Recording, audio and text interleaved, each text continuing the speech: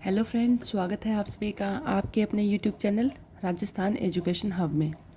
तो कैसे हैं आप सभी? उम्मीद करती हूँ कि बहुत अच्छे हो। सभी की प्रिपरेशन बहुत अच्छे से चल रही होगी। और जैसा कि न्यूज़ में आप देख ही रहे हो कि जो रीट की जो वैकेंसी है वो बहुत ही जल्दी आने वाली है। और उसके लिए हमें जो सबसे ज़रूरी जो हमारा सब्जेक्ट होना चाहिए वो है साइकोलॉजी। कि साइकोलॉजी जो यहाँ पे आती है वो काफ़ी एक लेवल का पेपर आता है साइकोलॉजी का।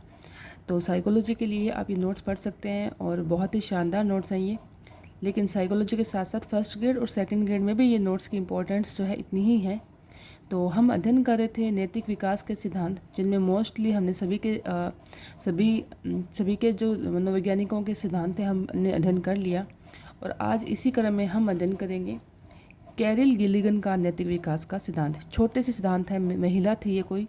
सिर्फ अब जो बड़े बड़े जो सिद्धांत हैं नैतिक विकास के, हमने सभी के ब्रूनर का था पढ़ा और कोहलबर्ग का सबका पढ़ लिया हमने, जीन पियाजे का। लेकिन अब एक तो छोटे छोटे सिद्धांत है, एक दो इम्पोर्टेंट बातें हैं, तो बस वो देख लीजिएगा।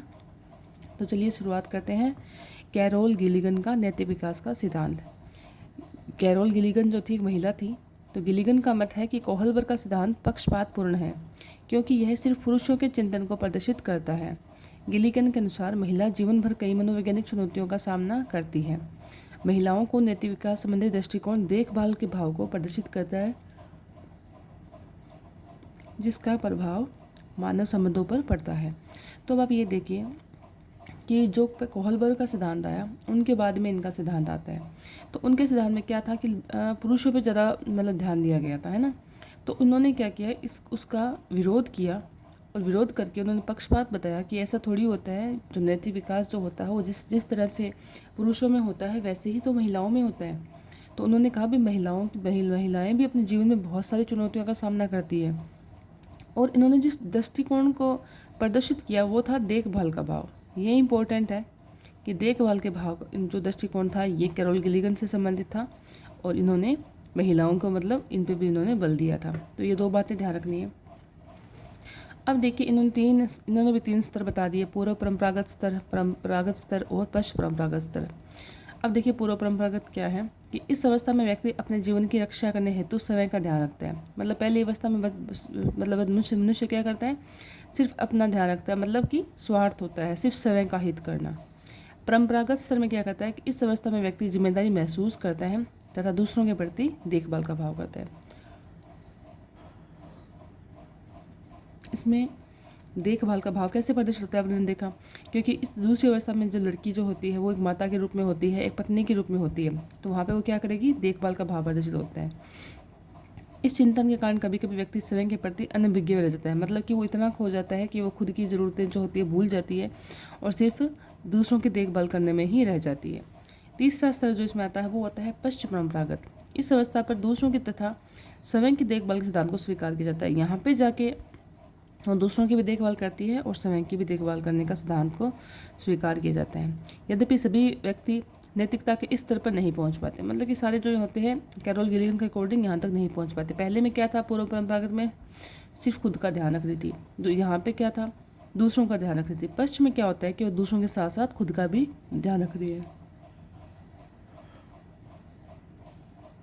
तो इस तरह से कैरोल गिलिगन ने जो है नैतिक विकास सिद्धांत को मुख्यतः 3 भागों में बांटा था। यहाँ पे कुछ एक ऐसे मैंने लिखा था पॉइंट कि मांसपेशियों का चिंतन जो होता है वो कितने साल से स्टार्ट होता है। तो जन्म से लेकर 1.5 वर्ष में जो होता है मांसपेशी चिंतन शुरू हो जाता है। ऐसा ही एक छोटा सा सिद्धांत हो रहा है, पैक और हैवी घास का नैतिक विकास का सिद्धांत। इन्होंने सिर्फ 5 अवस्थाएँ बताई थी, थोड़ी सी अवस्थाएँ देखनी है। तो पहली है पूर्व नैतिक अवस्था, दूसरी है सब केंद्रित अवस्था, तीसरी है परंपराओं को धारण करने वाली अवस्था, चौथी है आधारहीन, पांचवी है आधारयुक्त। बस ये इंपॉर्टेंट है, ध्यान रखना, बस आधारहीन आधार। अब देखिए पूर्व नैतिक अवस्था की टाइम देखिए, जन्म से 2 वर्ष जो होता है पूर्व नैतिक होता है।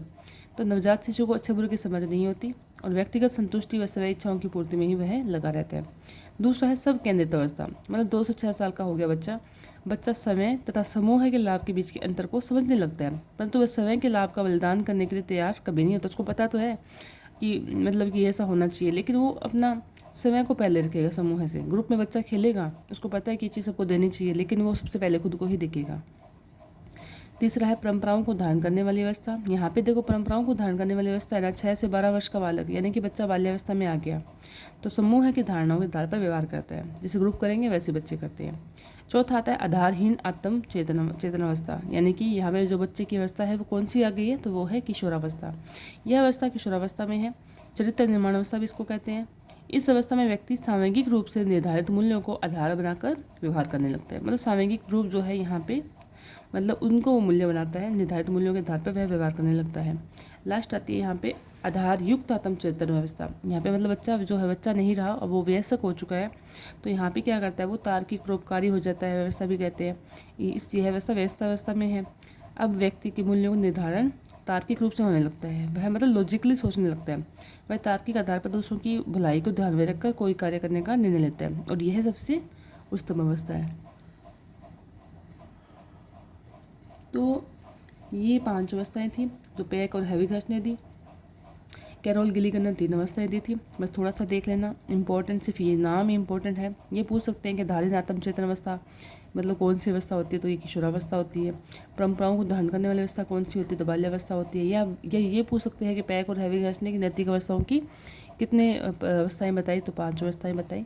तो ये जो है ये तो मैंने कोहलबर्ग वाले को दोबारा से लिख के याद किया था कभी, तो उसके अकॉर्डिंग मैंने यहाँ पे लिख दिया। तो ये देखिए आज की क्लास में इतना ही पढ़ेंगे, और जो हमारी नेक्स्ट क्लास रहेगी उसमें हम एक नया टॉपिक शुरुआत करेंगे, सामाजिक विकास। तो मिलते हैं नेक्स्ट वीडियो में। तो वीडियो पसंद आए तो प्लीज़ लाइक शेयर सब्सक्राइब करिए। नोट्स बहुत अच्छे हैं, आपको साइकोलॉजी जो आपका प्री रीड है वो इन नोट्स से आराम से जो है क्लियर हो जाएगा। Thank you. जय हिंद, जय भारत।